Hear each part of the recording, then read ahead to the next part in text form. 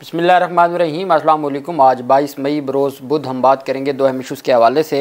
पाकिस्तान तहरीक इंसाफ को Lahore high court के justice Amjad रफ़ीक साहब की अदालत से बहुत बड़ा रिलीफ मिला है, उसकी तफसील मैं आपके साथ शेयर करूँगा।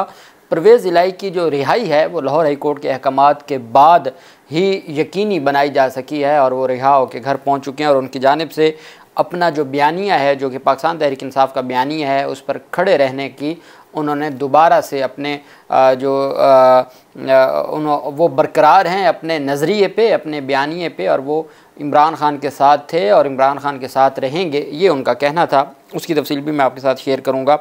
सबसे पहले हम बात कर लेते हैं हद के इज़्ज़त का जो कानून सामने आया है, डेफामेशन का कानून। इसमें बहुत सारी चीज़ें, मैं अभी बैरिस्टर सलाहुद्दीन को पढ़ रहा था, उनकी जानिब से भी कोई एक बहुत लंबी स्टेटमेंट दी गई है इस कानून के गैर आइनी होने के हवाले से। बहुत सारी चीज़ें हैं जो की जा सकती हैं, लेकिन चूँकि हमारे यहाँ मामलात यही, अगर हम जो मुस्लिम लीग नून की क़यादत की बात करते हैं, पी का ऑर्डीनेंस जब आया था पाकिस्तान तहरीक इंसाफ के दौर में और उसको जस्टिस अतर मिनल्ला साहब ने गैर आइनी करार देते हुए कलअदम करार दिया था, तो उस वक्त शहबाज शरीफ और मुस्लिम लीग नून की जो क़यादत थी वो एक दूसरे को मुबारकबादें पेश कर रहे थे, साफ़ियों को मुबारकबादें पेश कर रहे थे। लेकिन जब अपनी बारी आई है तो ऐसा कानून मंजूर किया है कि जो शायद मार्शल लॉ के दौर में भी ऐसा कानून ना आया हो। डेफामेशन ऑर्डीनेंस जो पहला था वो मार्शल लॉ के दौर में ऐसे कवानीन आए थे, लेकिन वो भी इतने सख्त नहीं थे। अब आप ये बताएं कि आपने किसी के ख़िलाफ़ को मुकदमा दर्ज कर दिया डेफामेशन का, 30 लाख रुपए। कल एक साफ़ी ने लिखा हुआ था कि आपने और तो कोई हमारी बात नहीं माननी, कोई तरमीम नहीं करनी और आपसे किसी ने पूछना भी नहीं है, मेहरबानी करके जहाँ 30 लाख आपने लिखा है जुर्माना, अगर कोई गरीब साफ़ी 30 लाख जुर्माना नहीं दे सकता तो उसको कोई 6 महीने की सज़ा लिख दें, ताकि अगर वो जुर्माना अदा नहीं करेगा तो वो सज़ा भुगत ले।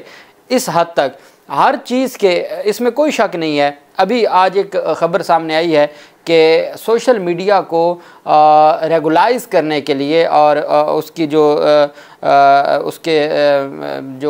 एक अथॉरिटी बनानी है, 20 अरब रुपए मिनिस्ट्री ने मांग लिए हैं, इंफॉर्मेशन मिनिस्ट्री ने रेगुलराइजेशन के लिए सोशल मीडिया की 20 अरब वो हैं जो मांगे गए थे इलेक्शन कमीशन की जानिब से पंजाब और सिंध में जमहूरियत और आइन के मुताबिक इंतखाबात करवाने के लिए, जो वफाकी हुकूमत ने नहीं दिए थे।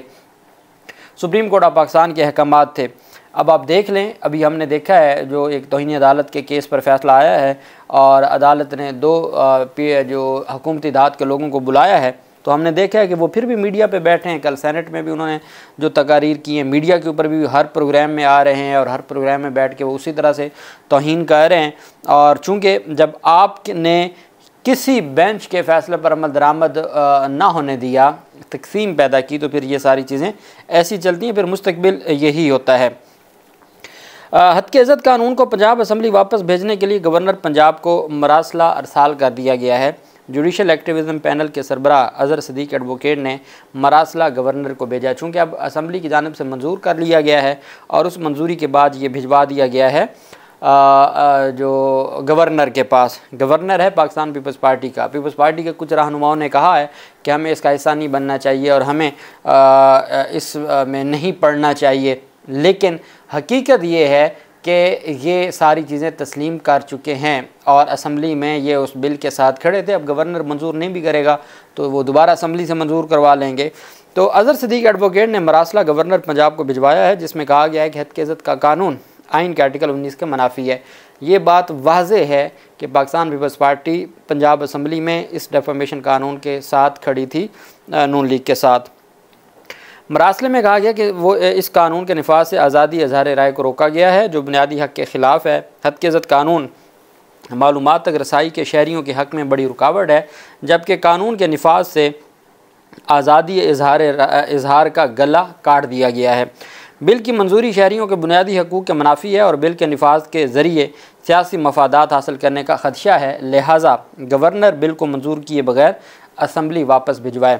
गवर्नर को बिल पर दस्तखत से रोकने के लिए आइन के आर्टिकल 116 के तहत मरासला अरसाल किया गया है। अभी तक गवर्नर की जानिब से मंजूरी नहीं आई, हो सकता है आज मंजूर कर लिया जाए और फिर अल्टीमेट ये अदालतों में चैलेंज हो जाएगा और देखते हैं कि फिर अदालतें सारे मामले को कैसे देखती हैं। पाकिस्तान तहरीक इंसाफ के रहनुमा मरकज़ी जो मरकज़ी इंफॉर्मेशन सेक्रेटरी हैं पाकिस्तान तहरीक इंसाफ के रऊफ़ हसन, जिनके ऊपर कल कुछ मुबैना ख्वाजा सराओं ने हमला किया था, नामालूम ख्वाजा सराओं ने, जिसके बाद जो ख्वाजा सराओं की मुख्तलिफ़ तंजीमें हैं उन्होंने उसकी मज़म्मत भी की और इससे अलहदगी का ऐलान किया और उन्होंने कहा कि ये हमारी कम्युनिटी को बदनाम करने के लिए किया गया है और ये भी कंफर्म नहीं है कि वो कोई लोग थे और उन्होंने गेटअप किया हुआ था ख्वाजा सराओं का या क्या था, वो तफ्तीश में ही चीज़ें सामने आएंगी। अब मुकदमा दर्ज कर लिया गया है थाना आबपारा में, रऊफ़ हसन की मुद्दत में दर्ज किया गया है, जिसमें अक़दाम कत्ल, जान से मारने की धमकियों समेत दीगर इल्ज़ामात शामिल हैं। PTI रहनुमा रऊफ़ हसन की FIR नामालूम ख्वाजा सराओं के ख़िलाफ़ दर्ज की गई है और रऊफ़ हसन की FIR के मुताबिक TV प्रोग्राम में शिरकत के बाद पार्किंग की तरफ मैं जा रहा था तो हमला हुआ। बज़ाहिर ख्वाजा सरा नज़र आने वाले शख्स ने मुझे रोक कर हमला किया। उन्होंने कहा इसी दौरान मज़ीद 3 ख्वाजा सरा जैसे अफराद आ गए और जानलेवा हमला किया। जान से मारने के लिए तेज़ धार आले से मेरी गर्दन काटने की कोशिश की गई। मैं ख़ुद को बचाने के लिए पीछे हटा तो मेरे चेहरे पर तेज़ धार आले से कट लगा।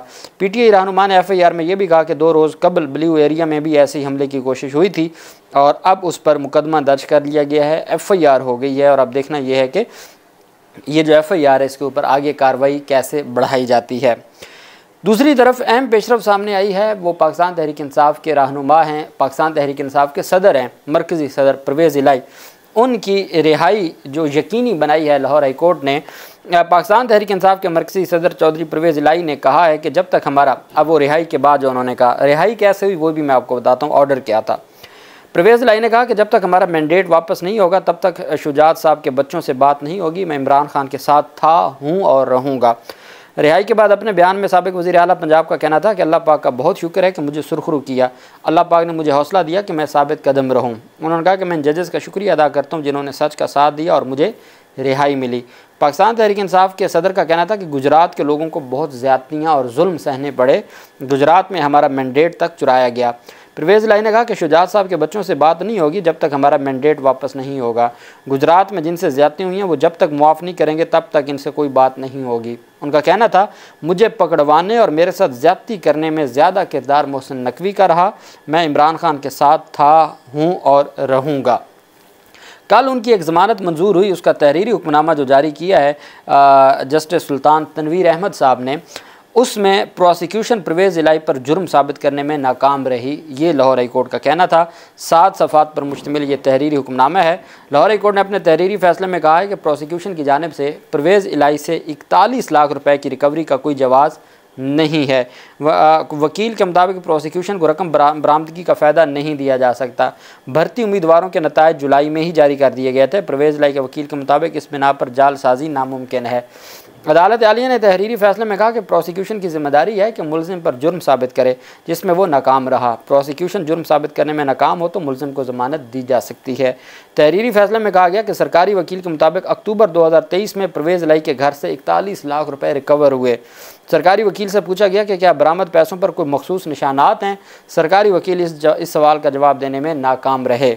लाहौर हाई कोर्ट ने तहरीरी फ़ैसले में कहा कि इस बात का जवाब नहीं दिया गया कि मुबैना जालसाजी से कई दिन कबल वेबसाइट पर रिज़ल्ट जारी कर दिया गया था। सरकारी वकील ने यह भी नहीं बताया कि FIR वकूए के 2 साल बाद क्यों काटी गई।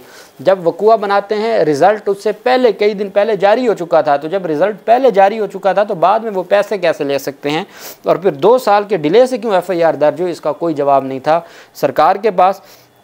अदालत आलिया ने अपने तहरीरी फ़ैसले में कहा कि 5 लाख रुपए के मुचलकों के इवज़ 2 मुचलकों के इवज़ उनकी ज़मानत मंजूर की जाती है। अब आपको याद होगा जस्टिस अमजद रफ़ीक साहब ने फ़ैसला दिया कि परवेज़ इलाही को किसी भी मुकदमे में गिरफ़्तार नहीं करना और इनको घर छोड़ के आएँ। DIG को कहा।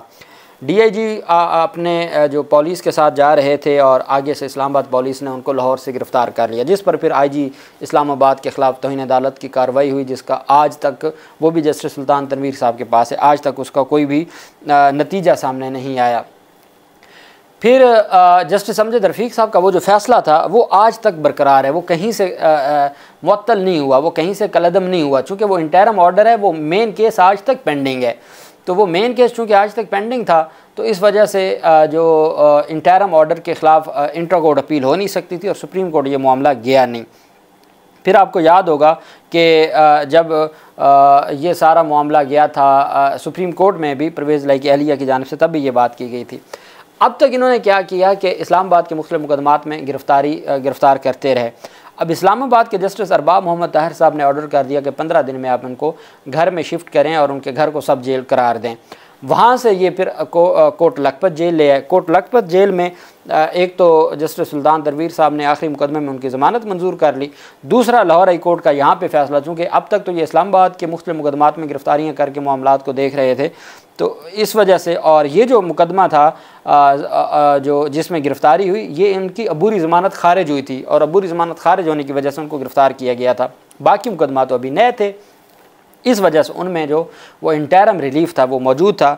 तो जस्टिस अमजद रफ़ीक साहब के फ़ैसलों की वजह से और लाहौर हाई कोर्ट के फ़ैसलों की वजह से परवेज़ इलाही को रिहा किया गया है और उनको 20 मुकदमात में, 9 मई के 20 मुकदमात में कल ही वो रिपोर्ट सामने आई है, लेकिन चूंकि हाई कोर्ट का फ़ैसला इंटैक्ट है इस वजह से उसमें गिरफ़्तारी नहीं की गई और उनको रिहा कर दिया गया है और वो घर पहुंच चुके हैं, अपनी फैमिली के साथ हैं और वो पाकिस्तान तहरीक इंसाफ की जो अब एक्टिविटीज़ हैं वो उसमें अपनी ज़िम्मेदारियाँ भी निभाएंगे और एक सीनियर सियासतदान अब दोबारा से पाकिस्तान तहरीक इंसाफ के तंजीमी और अवामी मामलात को देखेगा। अल्लाह पाक पाकिस्तान का हमें नासिर हो। बहुत शुक्रिया। अल्लाह हाफिज़। पाकिस्तान जिंदाबाद।